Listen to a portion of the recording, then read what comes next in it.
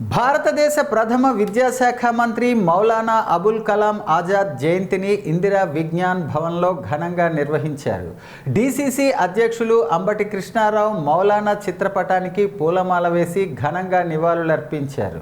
ఈ సందర్భంగా డీసీసీ అధ్యక్షులు మాట్లాడుతూ మౌలానా అబుల్ కలాం ఆజాద్ భారత స్వాతంత్ర సమరంలో పాల్గొన్న గొప్ప పోరాట యోధుడు, గొప్ప తత్వవేత్త, విద్యావేత్త, భారతదేశానికి మొదటి విద్యాశాఖ మంత్రిగా పనిచేసిన గొప్ప మేధావి.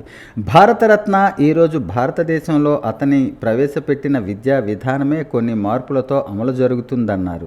University education commission, secondary education commission, university ఇలా ఎన్నో శాఖలను ఏర్పాటు చేశారు.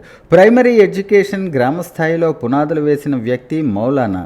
ఎస్సీ, ఎస్టీ, బీసీ వర్గాలకు, వెనుకబడిన వర్గాలకు విద్యలో రాణించాలని చెప్పి వారికి కాలేజీల్లోనూ అధిక ప్రాధాన్యత ఇచ్చే విధంగా చర్యలు తీసుకున్నారు.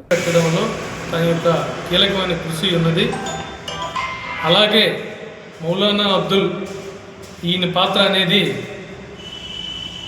భారతదేశ చరిత్రలోనే కాదు, కాంగ్రెస్ పార్టీలో తొలి అధ్యక్షుడిగాను, పార్టీ బలోపేతంగాను ఆయన యొక్క మేధాయుధాన్ని మరింతగా చాటి చెప్పడంలో ఆయనకైనా సాటిగాను ఈ సందర్భంగా ఇటువంటి పెద్దలు యొక్క ఆశయాలు మేమంతా నెరవేరుస్తామని ఈ సందర్భంగా మీకు తెలియజేయడం జరుగుతుంది.